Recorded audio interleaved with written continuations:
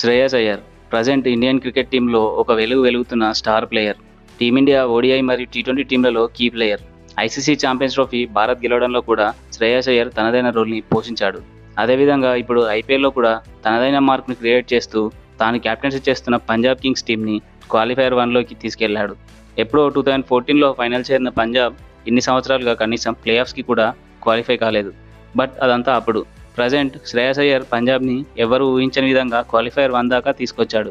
అంతేకాకుండా లాస్ట్ సీజన్లో కేకేఆర్కి టైటిల్ అందించాడు. అయితే ట్రోఫీ అందించిన శ్రేయస్ అయ్యర్ని మాత్రం కేకేఆర్ రిటైన్ చేసుకోకుండా ఎందుకు వేలానికి వదిలేసిందో అర్థం కాలేదు. దానికి ప్రతీకారంగా అయ్యర్ కేకేఆర్తో మ్యాచ్లో లో స్కోరింగ్ గేమ్లో పంజాబ్ని సూపర్ క్యాప్టెన్సీతో గెలిపించాడు.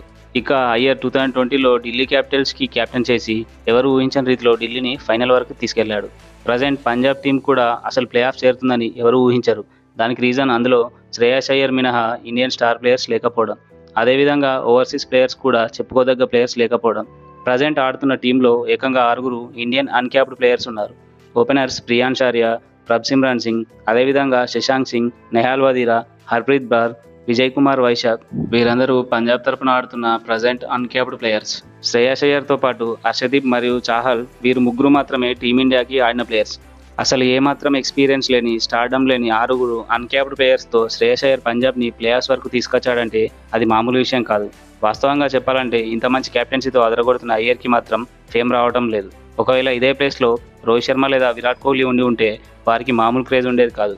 ఐపీఎల్ స్టార్టింగ్కి ముందు అసలు ఏమాత్రం ఎక్స్పెక్టేషన్స్ లేని టీంను క్వాలిఫై దాకా తీసుకొచ్చిన శ్రేయస్ అయ్యర్ పంజాబ్కి ఫస్ట్ ట్రోఫీ అందించాలని కోరుకుందాం. Thank you for watching.